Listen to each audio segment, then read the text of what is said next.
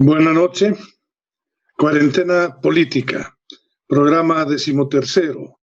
En la fecha, esta vez dedicado a debatir sobre la sentencia del Tribunal Internacional por la defensa de la naturaleza.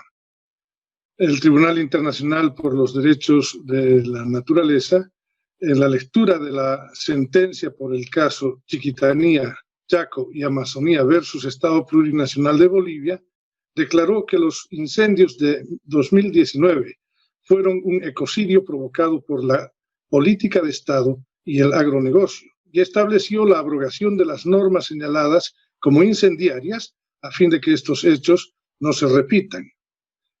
En base a estos antecedentes, los demandantes identifican como autores del delito de ecocidio a las autoridades administrativas, legislativas y judiciales, quienes diseñaron la política, aprobaron el paquete legislativo y ocurridos los incendios, favorecen a las condiciones de impunidad para los perpetradores. Además, indican como autores a los grupos fácticos representados por los grandes ganaderos, empresarios agroindustriales, por lo que este tribunal se ha formado convicción a este respecto. Por tanto, se concluyen que corresponde la sindicación como autores del delito de ecocidio contra la ecorregión Chiquitania, Amazonía y Chaco de Bolivia al gobierno de Evo Morales 2019, al gobierno de la señora Áñez 2020 y gobernación de Santa Cruz, lo propio la gobernación del Beni,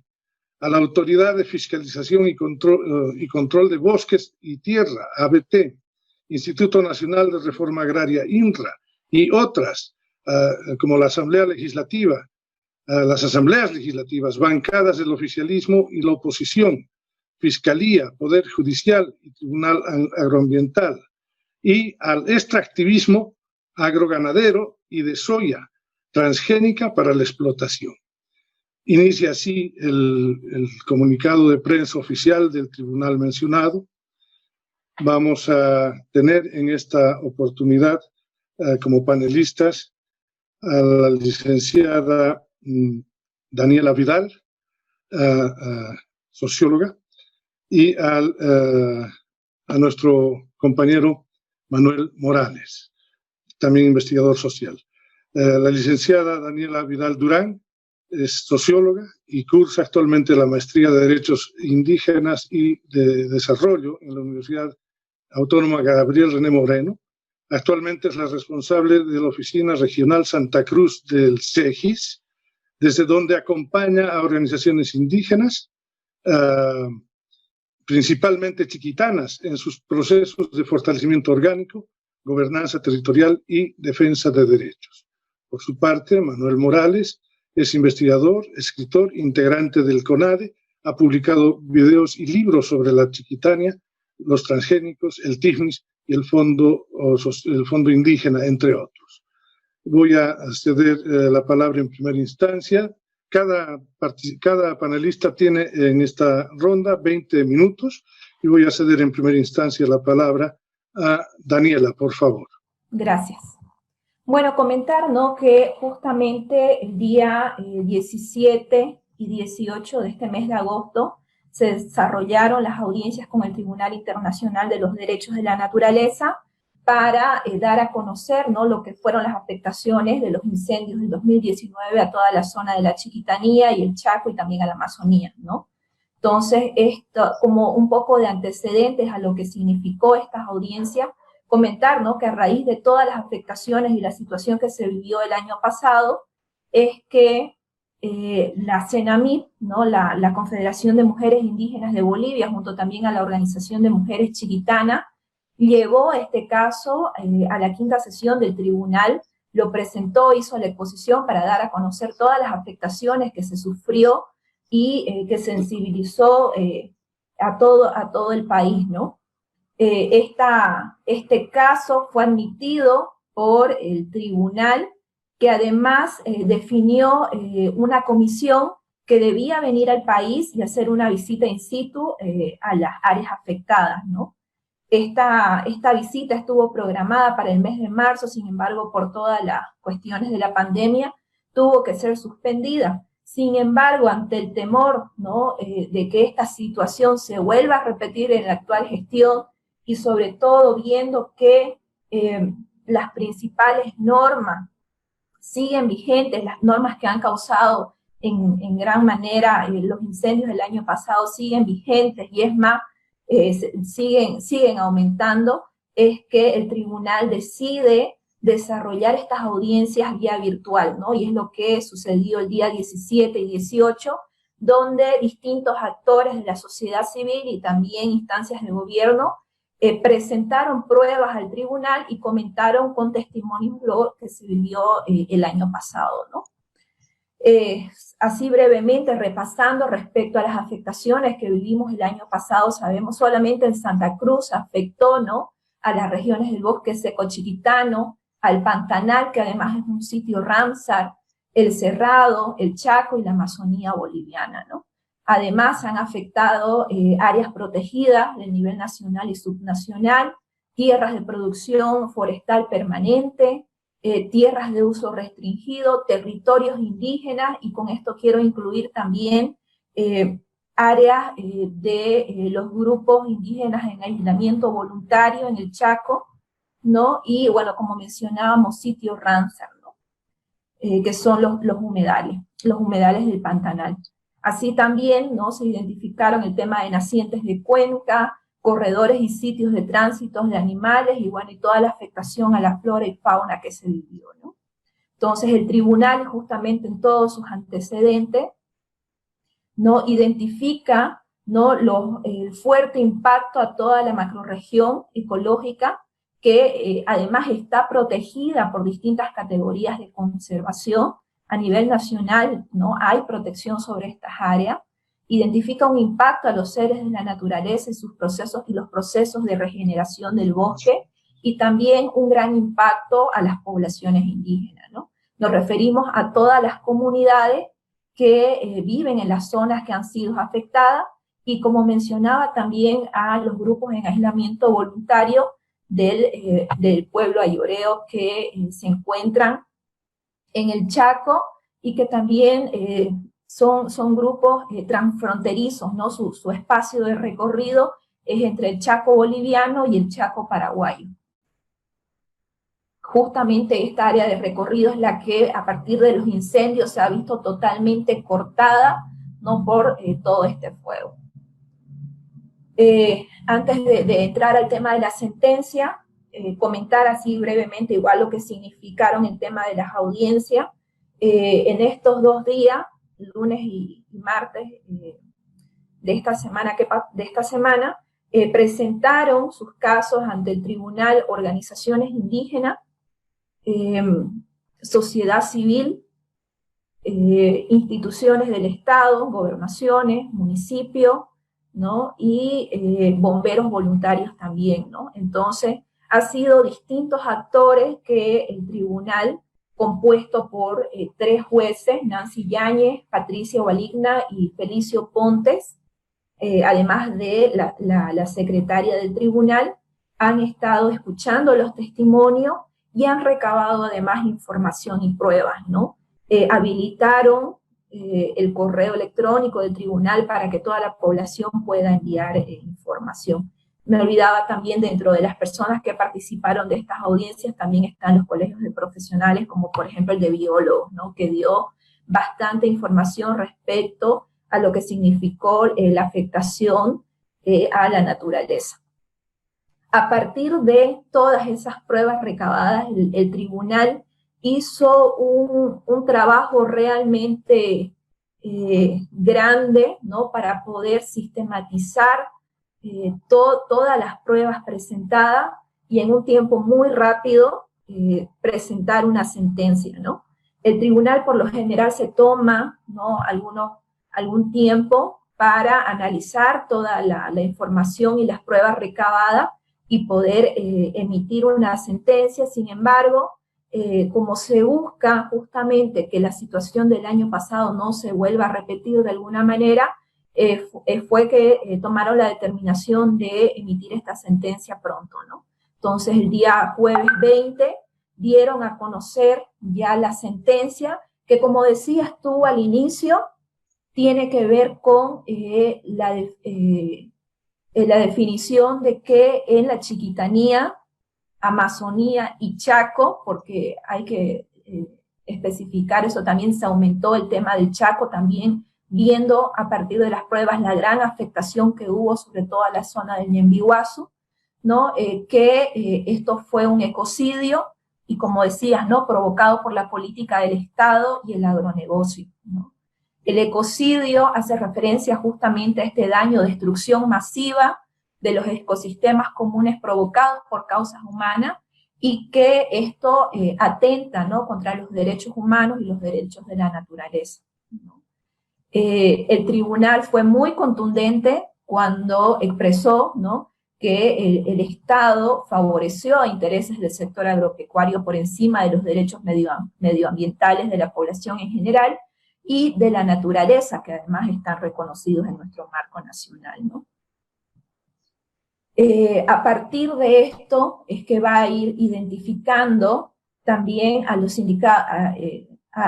autores del delito de ecocidio, ¿no? Y se identifica desde el gobierno de Evo Morales el año pasado hasta el gobierno de Áñez, ¿no? Que no ha hecho nada para revertir todo este pedido de la población de que se abroguen las normativas incendiarias, ¿no?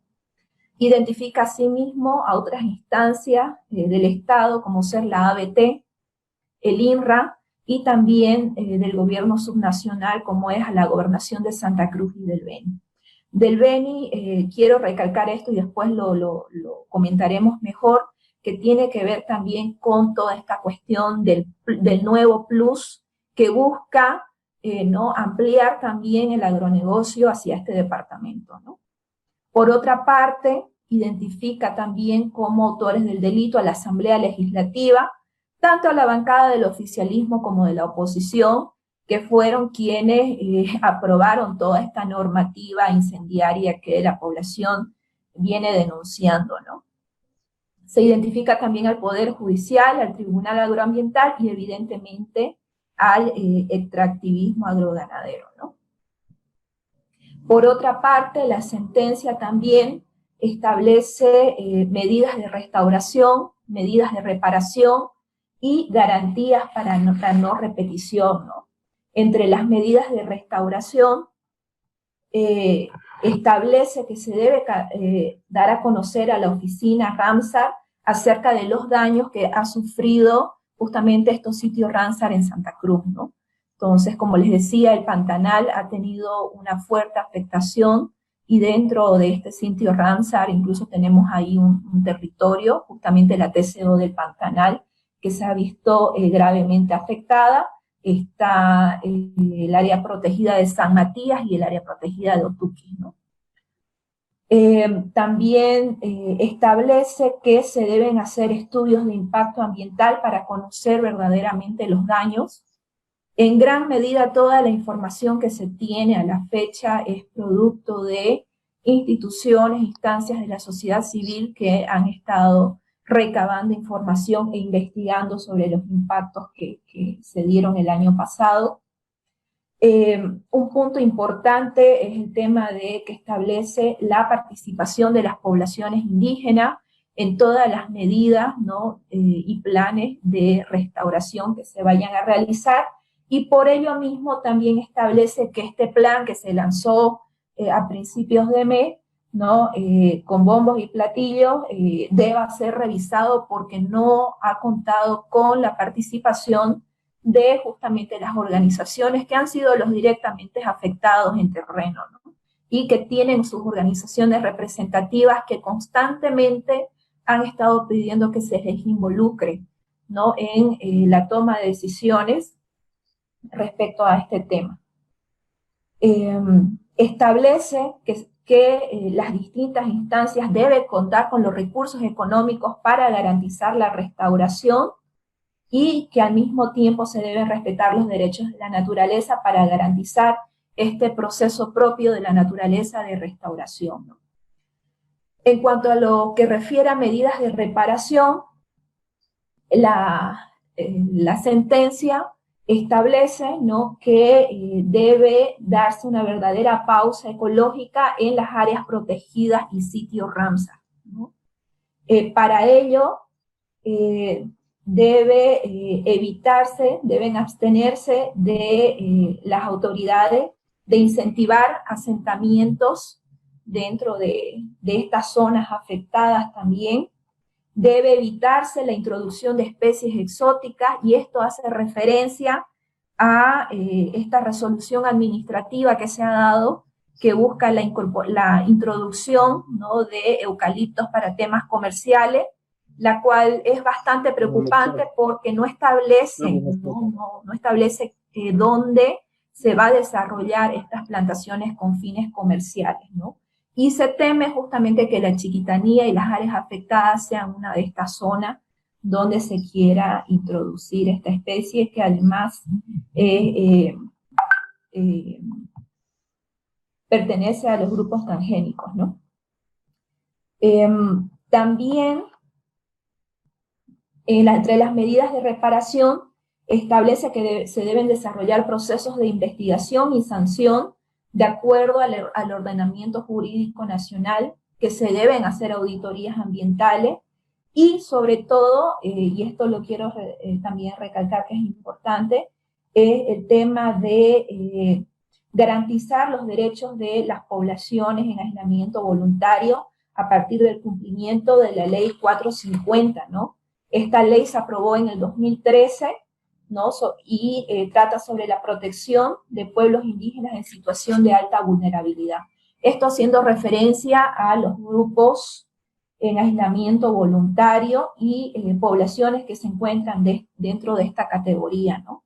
Esta ley establece que deben crearse instancias justamente para velar por el bienestar de estas poblaciones que a la fecha no existen. Y esto también ha sido claramente percibido a partir de la pandemia, ¿no?, por el COVID.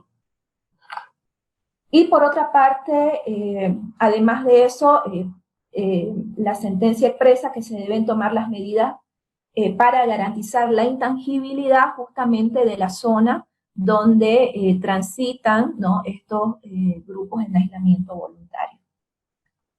En cuanto a las garantías de no repetición, creo que aquí es donde se materializa todo este pedido de la sociedad civil, cuando se establece que se deben abrogar todas las normas incendiarias, ¿no?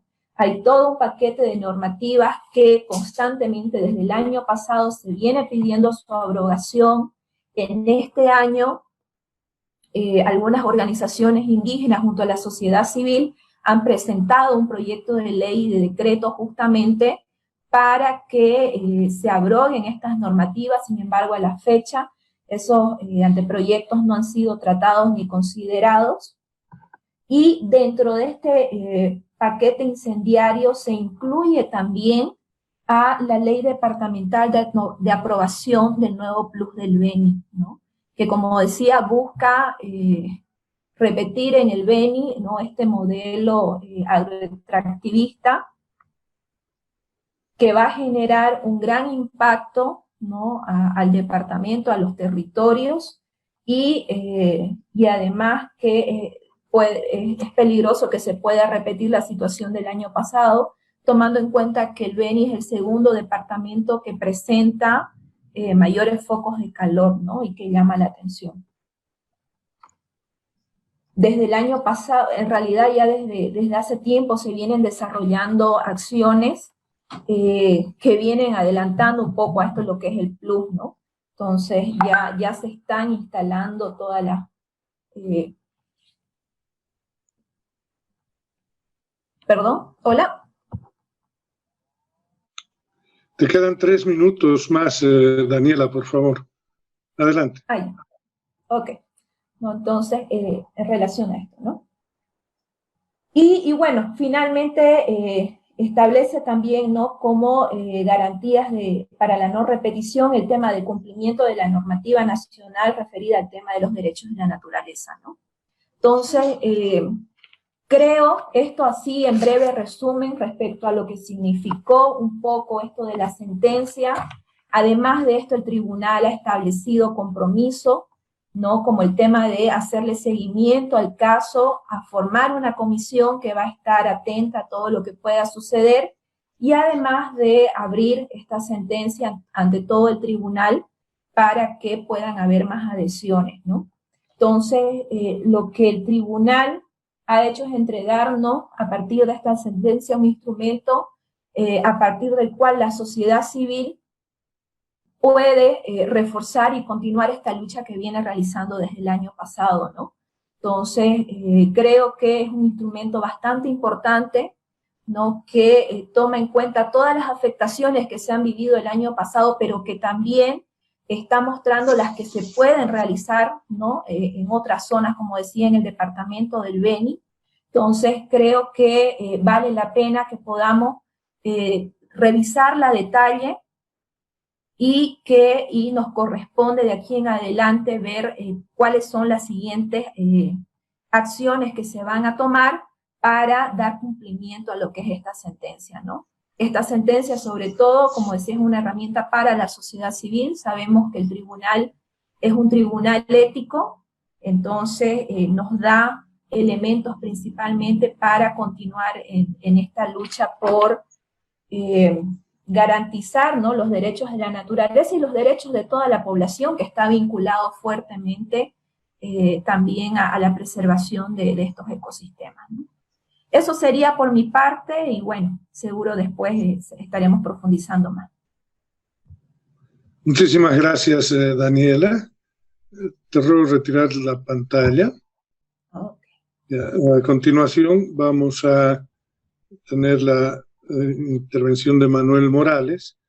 Hablemos de lo que significa la abrogación de las normas incendiarias. ¿Es posible abrogarlas, Manuel? Sí, voy a exponer ese tema, toda vez que se ha hecho una muy buena exposición y un resumen, ¿no?, para todos los que nos están viendo, de lo que ha significado lo del tribunal. Entonces, me voy a concentrar específicamente en lo que significaría para nosotros la abrogación. Y creo que es importante porque pocas veces se le dedica tiempo, ¿no?, a este tema. Claro, evidentemente el tribunal, ahí está la sentencia, que habla de que los incendios fueron un ecocidio, ¿no?, provocado por el Estado, el agronegocio, y se habla de abrogar las leyes incendiarias. Acá está un poco el resumen, ¿no?, de la sentencia, que ya lo hemos escuchado en voz propia de una de las personas que ha estado participando, ¿no?, en la argumentación, en construir desde la sociedad civil esa posición, ¿no? Cuando uno busca en el derecho lo que es la teoría de las abrogaciones, sobre todo va a encontrar más lo que es las definiciones de la derogación. Entonces siempre la gente se hace una confusión, ¿no? ¿Cuál es la diferencia entre abrogar y derogar? Y es importante que nos detengamos un poquito en esto. La mayoría de la teoría del derecho se esfuerza mucho en explicar qué es una derogación, que en realidad es un acto jurídico mediante el cual cambias una parte de una ley, de un decreto, de una ordenanza, etcétera. Entonces, este cambio se lo hace a partir de que se considera que la derogación muestra al derecho como un sistema dinámico. ¿Qué quiere decir esto, no? Que no está escrito en piedra. Y se lo señala como dinámico en el sentido de que siempre se puede ir perfeccionando, y ir perfeccionando dentro de un sistema dinámico sería ir derogando algunas cosas que han estado probablemente mal elaboradas o que han sido superadas por nuevos enfoques. Ahora es importante señalar que un sistema jurídico es momentáneo y cambia cada vez que se cambia una norma de este. Y finalmente, dos conceptos que son muy importantes para lo que voy a entrar.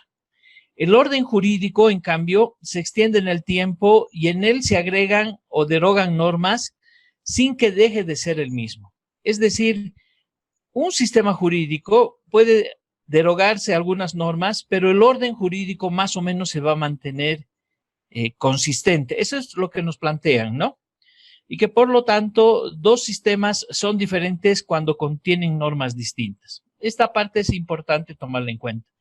Entonces, los gobiernos lo que hacen, los legislativos y sobre todo los gobiernos, es derogar, ¿no? Van al perfeccionamiento dentro de un sistema jurídico dinámico. ¿Qué es lo que pasa con la abrogación, no? Con el caso de las normas incendiarias, nos estamos empezando a topar con un fenómeno un poquito distinto también, que es importante señalarlo. Y es que las normas incendiarias presentan algunas características de violación, de vulneración del régimen constitucional, concretamente, por ejemplo, de los recursos naturales, y estarían dando vigencia a un sistema jurídico diferente. Es decir, el año 2009, cuando se aprueba la nueva Constitución, evidentemente la nueva Constitución es un poco híbrida, bastante híbrida, ¿no? Porque mantiene aspectos de lo viejo y incorpora algunos aspectos de lo nuevo, sin que por entero sea una Constitución que abre las puertas al cambio profundo, a lo nuevo. En ese sentido, las personas que leen la Constitución se van a dar cuenta que, así como se han introducido derechos de las mujeres, derechos de los pueblos indígenas, en cierta forma se ha legalizado la tenencia de la propiedad de la tierra en grandes extensiones. ¿Se acuerdan que cuando fuimos a votar, votamos el 2009 por la nueva Constitución y además había una pregunta acerca si de la propiedad agraria su límite máximo debería ser 5,000 o 10,000 hectáreas? En fin, entonces hay un sistema constitucional que es híbrido, pero que en lo fundamental ha definido las características de un sistema en cuanto hacen a la política agropecuaria y forestal. Entonces, las normas que se han ido generando estarían buscando subvertir ese contenido, digamos, que se ha dado en la Constitución y en las normas de su desarrollo para imponer de manera fáctica otro sistema jurídico. Entonces, cuando hablamos de abrogar, estaríamos hablando que abrogar significa privar totalmente la vigencia a una ley, reglamento o código. A diferencia de la derogación, la abrogación anula por completo toda la norma. Y se supone que al abrogarla estaría planteándose la posibilidad de crear una nueva norma. Y ese es uno de los problemas que se plantea. Entonces, cuando nosotros desde la sociedad civil movilizada y la sentencia habla de abrogar el paquete de normas incendiarias, está planteando un tema jurídico que vale la pena discutirlo, un tema jurídico, político, social, que vale la pena discutirlo, porque no se está hablando de abrogar una norma, se está hablando de abrogar un conjunto de normas incendiarias. En ese sentido, es muy importante señalar lo siguiente: los gobiernos y los legislativos en realidad no desean abrogar normas, ¿no? Porque es como una crítica, como decirle, has hecho una ley mal por completa, no solamente una parte, o esa ley que responde a una política ya ha dejado de tener vigencia, ¿no?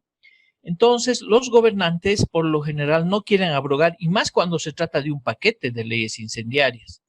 Entonces, lo que quiero señalar es que la abrogación, en consecuencia, se va a dar en medio de un gran conflicto. Es decir, para que un gobierno o el legislativo ingrese a la abrogación, tiene que darse las condiciones de un gran conflicto social.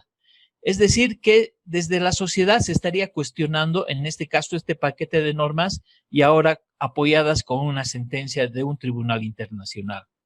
Entonces, se da contra la voluntad del gobierno. Y para que esto suceda, tiene que llevarse al gobierno a una situación de estrés político y tiene que haber presión ciudadana. Estrés político, ¿qué significa?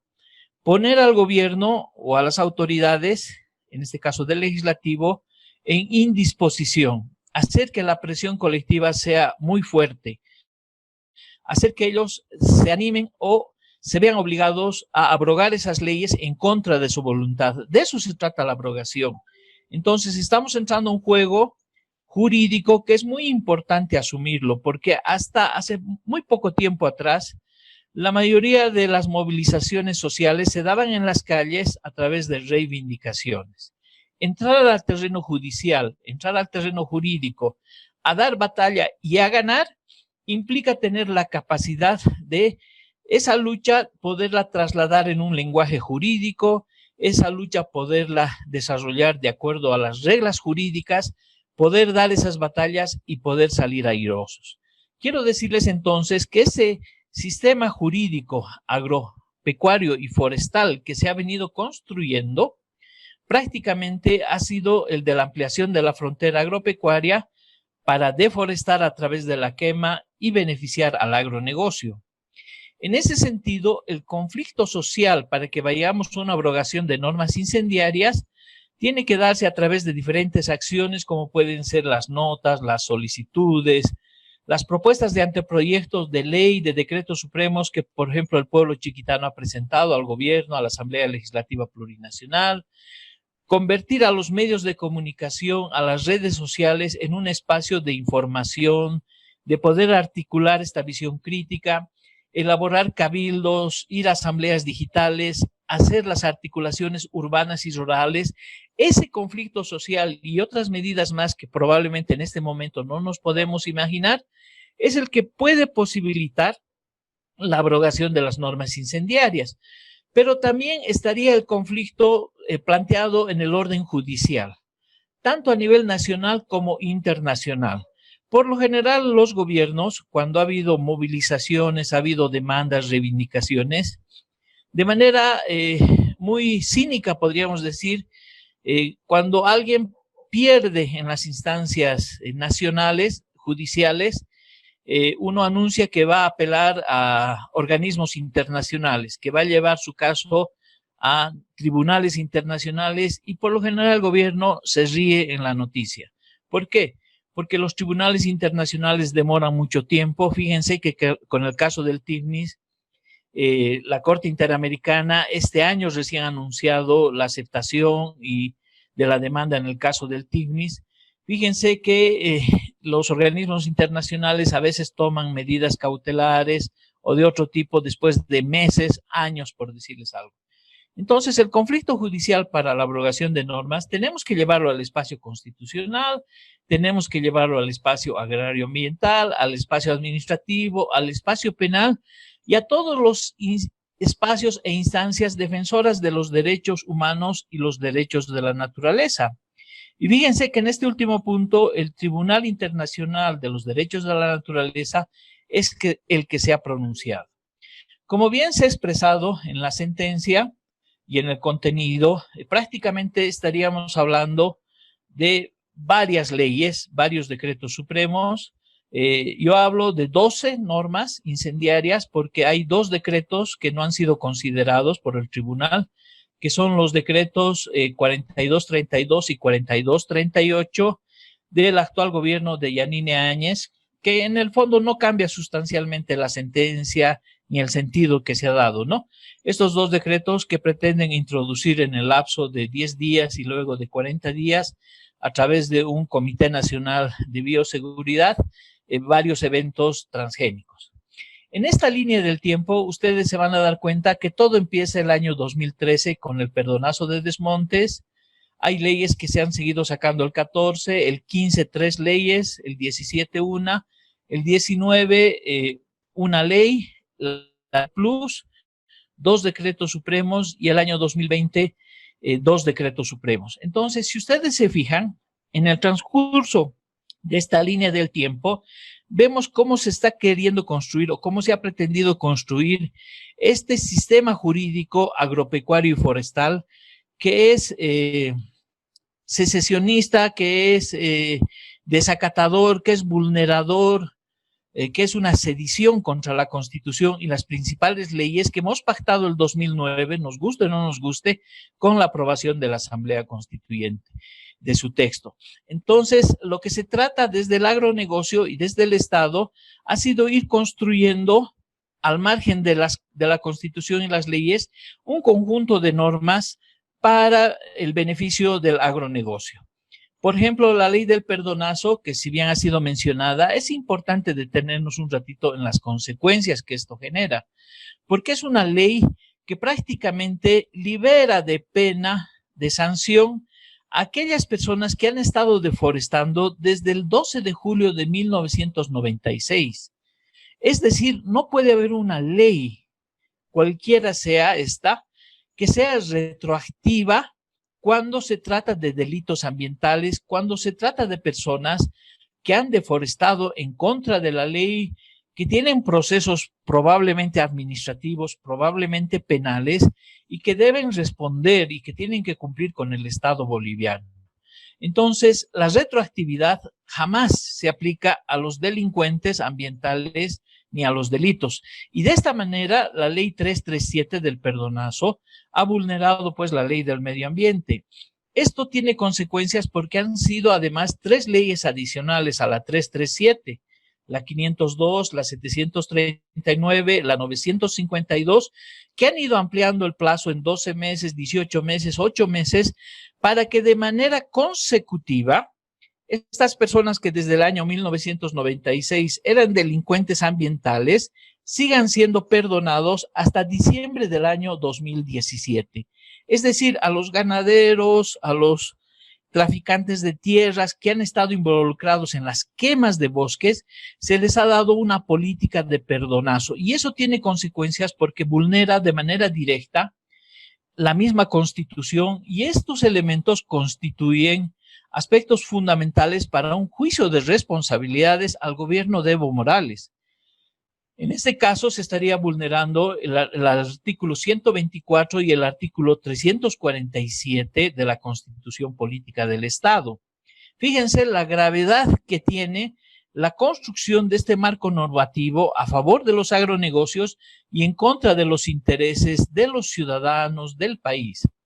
Todas estas leyes de perdonazo tienen entonces como consecuencias la creación de otro sistema agropecuario y forestal donde la ABT y otro tipo de instituciones estatales se han alineado con el agronegocio, de manera que concretamente, por ejemplo, se vulnera la ley del medio ambiente, la 1333 en su artículo 104, donde se habla que comete delito contra el medio ambiente quien infringe el artículo 206 del Código Penal, cuando una persona al quemar campos de labranza o pastoreo dentro de los límites de que la reglamentación establece, ocasiona incendio en propiedad ajena con negligencia o con intencionalidad, incurrirá en privación de libertad de 2 a 4 años. Y la pregunta que nosotros hacemos: ¿cuántas personas desde que se ha promulgado la ley del perdonazo o antes han estado en la cárcel por quemar bosques? Entonces, la situación es grave porque con esta política se ha ampliado la impunidad de los delitos ambientales.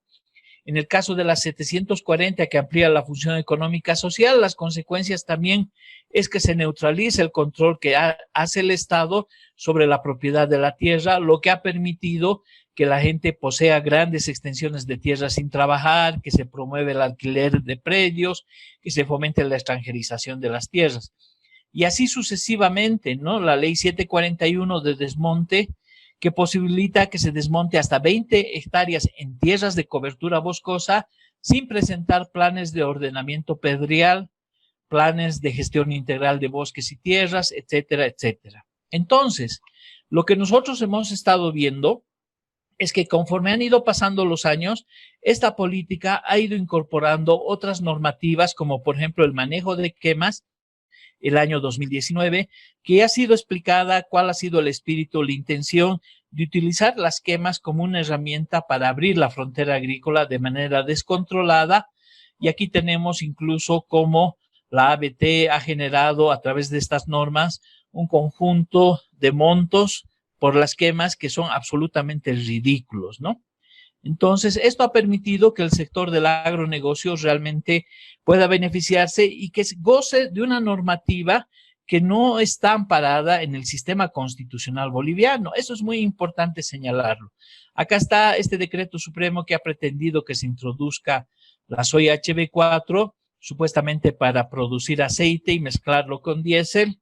y que ha posibilitado también junto al decreto 3874 estas quemas que han sido terribles el año 2019, pero además que han vulnerado un conjunto de normas constitucionales y leyes como la de la Revolución Productiva Comunitaria, la Ley Marco de la Madre Tierra, esto en caso de que se aprueben, ¿no? Estos nuevos eventos.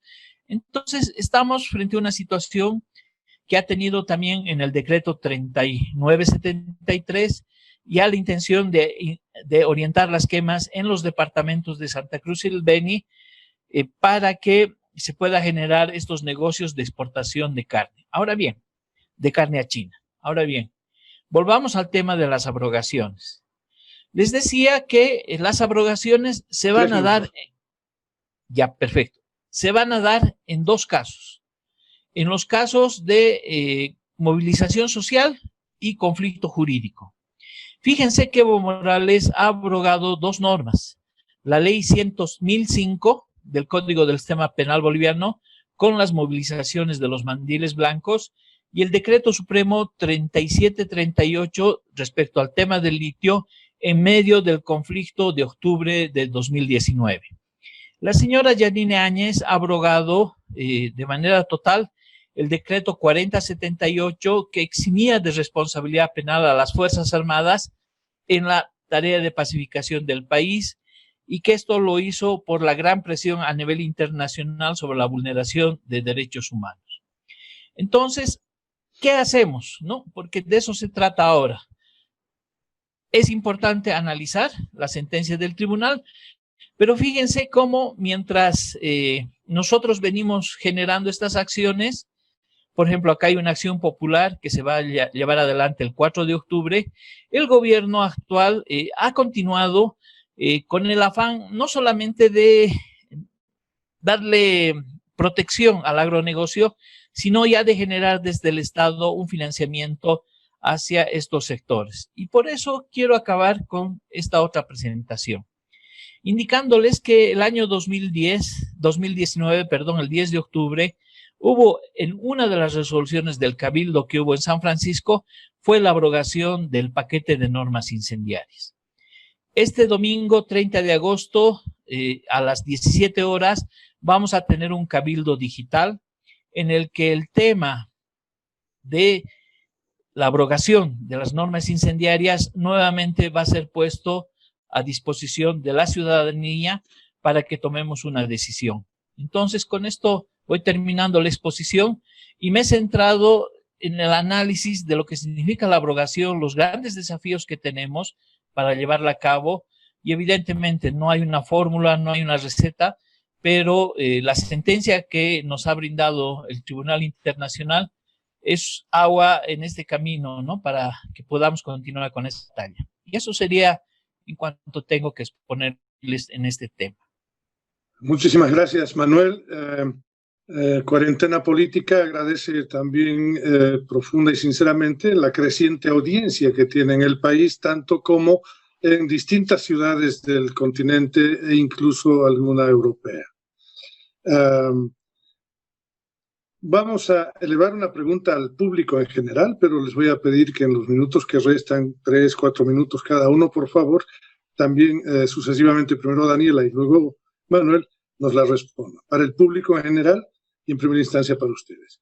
¿Qué acciones debe realizarse desde la sociedad civil para el cumplimiento de la sentencia que hoy tratamos? Daniela, por favor. Gracias, Eduardo. Bueno, como les di a conocer un poco, ¿no? En relación a las medidas de restauración, reparación y las garantías, creo que ahí el tribunal ha establecido cosas muy claras que debe hacer las distintas instancias del Estado y creo que una de las tareas que nos corresponde como sociedad civil es estar pendientes y vigilantes de que estas cosas se vayan cumpliendo, ¿no? Corresponde también que, como decía Manuel, se vayan desarrollando acciones donde podamos ir tomando acuerdos de cómo se van a ir justamente haciendo estas acciones de vigilancia. El país tiene normativa respecto a los derechos de la naturaleza, de la madre tierra, de las poblaciones indígenas, y es necesario que éstas se vayan cumpliendo, ¿no? Y Y además, lo que decía Manuel, ¿no? Todas las acciones que deben realizarse para continuar en este pedido de que se abroguen todas las normativas incendiarias, ¿no?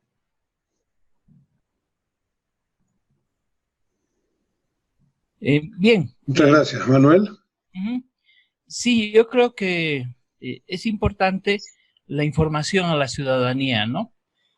Muchas personas no conocen bien lo que es el paquete de normas incendiarias, ¿no?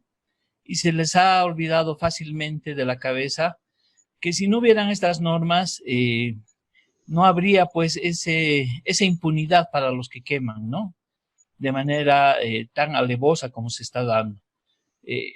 El volver a la norma constitucional y a las leyes que sancionan los delitos ambientales le va a dar una facultad al Estado y es la capacidad punitiva de poder investigar, de poder detener, de poder sancionar, poder enjuiciar, si fuese el caso encarcelar, aquellas personas que están quemando nuestra Amazonía, el Chaco boliviano, la Chiquitanía, por supuesto. En ese sentido, la información creo que es muy importante. El segundo aspecto que hay que señalar es que el gobierno está tomando, el actual gobierno está tomando algunas medidas muy audaces, ¿no? Prácticamente con el plan de rehabilitación está queriendo pagar todas las deudas del sector soyero y con el plan de reforestación de la Chiquitanía, que lo ha presentado la gobernación de Santa Cruz, están yendo realmente a dar una infinidad de recursos económicos. Algunos ni siquiera están definidos, sino que van a ser tramitados por el actual gobierno para que organismos internacionales inviertan en la generación de unos corredores ecológicos, le llaman ellos, es decir, donde se ha quemado, quieren sembrar eucalipto transgénico, quieren sembrar variedades exóticas a nuestra realidad forestal y quieren generar una especie de corredores entre los campos que ya han sido arrasados, entre los campos que ya están deforestados, donde seguramente van a meter ganado, en fin. Y estos corredores serían la solución que ellos le quieren dar, ¿no? Le llaman corredores ecológicos en base a unas experiencias que se han dado en el Ecuador. Y por el otro lado, está garantizando un financiamiento para forraje y agua de las vacas que están actualmente en la Chiquitanía. Es decir, aquellos ganaderos, porque los que tienen vacas en la Chiquitanía sabemos quiénes son, ¿no? Son grandes empresarios. Y luego también hay comunidades, hay pueblos indígenas que tienen su ganadito. Pero aquí viene la regla de oro, ¿no? Cuando se habla de financiamiento, cuando se habla de recursos estatales. No basta con que la norma diga que los recursos son para todos, sino aquí de lo que se trata para ellos es de quién llega primero. Y el que llega primero se queda con todo. Entonces, a través de este plan, están pensando financiar el forraje y el agua de todas las vacas de la Chiquitanía, allá en las zonas donde se han quemado. Es decir, a los ganaderos que son los principales responsables de la quema, la gobernación quiere destinar, y ya tiene recursos del TGN, para darles para que engorden a sus animales y les hagan llegar agua. Seguramente los que van a quedar en segundo o tercer lugar, si es que les toca, van a ser los pueblos indígenas que viven en la zona. Entonces, el gobierno ya tiene una respuesta al problema. Por eso es que es fundamental ahora ir al terreno judicial. Yo me acuerdo, y perdonen que haga uso de un minuto más o dos, una de las personas del tribunal sí señaló que esta sentencia nos ponía a nosotros, a nuestras manos, la posibilidad de hacer acciones judiciales en el terreno nacional. Es decir, nos pasan la pelotita, ¿no? Nos dicen, bueno, nosotros hemos cumplido, acá está la sentencia, que seguramente en los próximos días la vamos a tener ya en nuestras manos. Corresponde a ustedes hacer las acciones judiciales a nivel nacional. Entonces, esta pelotita yo creo que como nos lo están pasando, tenemos que tomarla y tenemos que asumirla. Porque para ir a un terreno judicial, tendríamos a nuestro favor la sentencia del TIBNIS, tenemos a favor esta sentencia, y se ha logrado articular un colectivo de pueblos indígenas apoyado por algunas instituciones, activistas, defensores del medio ambiente, que hemos tenido, voy a hablar a nombre de todos, hemos tenido la capacidad de llevar a terreno judicial nuestra demanda y lograr con un alto grado de coherencia y cohesión jurídica que este tribunal nos dé la razón. Entonces, ¿por qué nos vamos a quedar cruzados de brazos? Ahora es el momento de ir a esa batalla y de demostrar que el sistema judicial o está con las pilas puestas y la Constitución y pone en la cárcel a los que están quemando la chiquitanía, o realmente está alineado y, bueno, vendrán las consecuencias futuras también para ese sistema.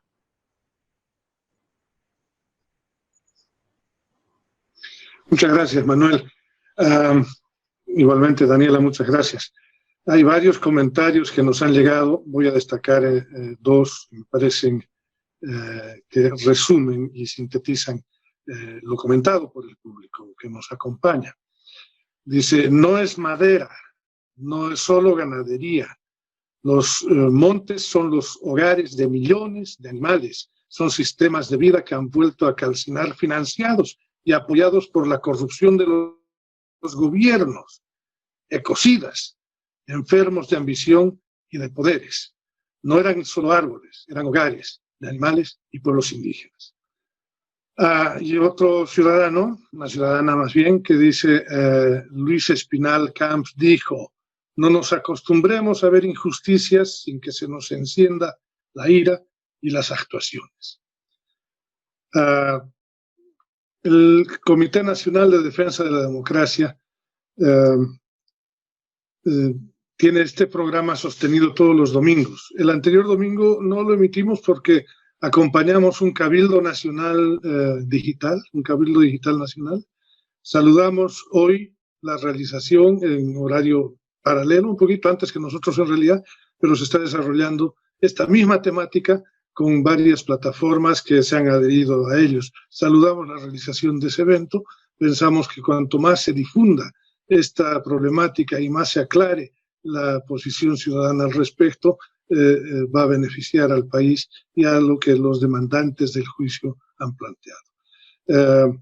Sin más que decir, quiero invitar a Manuel a que haga un cierre del programa de la fecha. Daniela, muchísimas gracias.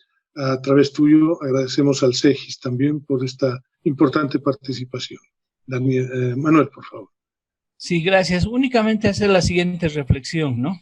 A nadie le gustaría que le quemen su casa. Realmente, si alguien te empieza a quemar tu casa, tú vas a reaccionar y no vas a permitir, y la gente que ve eso no va a permitir que venga alguien y te queme tu casa. Hoy día están quemando nuestra casa. La Amazonía es nuestro hogar. Entonces, ¿cómo es posible que seamos tan insensibles de permitir que nos quemen la casa y que no haya castigo y que no se pare este ecocidio, que es un asesinato criminal de todo lo más importante y lo más lindo que tenemos? Entonces, yo agradezco a Daniela. Realmente el aporte que han hecho ustedes no es en este programa, es en el acompañamiento permanente que tienen con los pueblos indígenas, y eso es fundamental, es encomiable. Agradecerte, Eduardo, también por la coordinación. Muchas gracias a ustedes y seguramente estaremos en otro programa el próximo fin de semana. Muchas gracias. Gracias a ambos también. Sí, solo para concluir, a ustedes las gracias, realmente muy agradecidos con ambos panelistas. También agradecemos a la sociedad civil, que es quien hace parte y conforma el Comité Nacional de la Democracia, y nos despedimos hasta el próximo domingo en el mismo horario. Muchas gracias.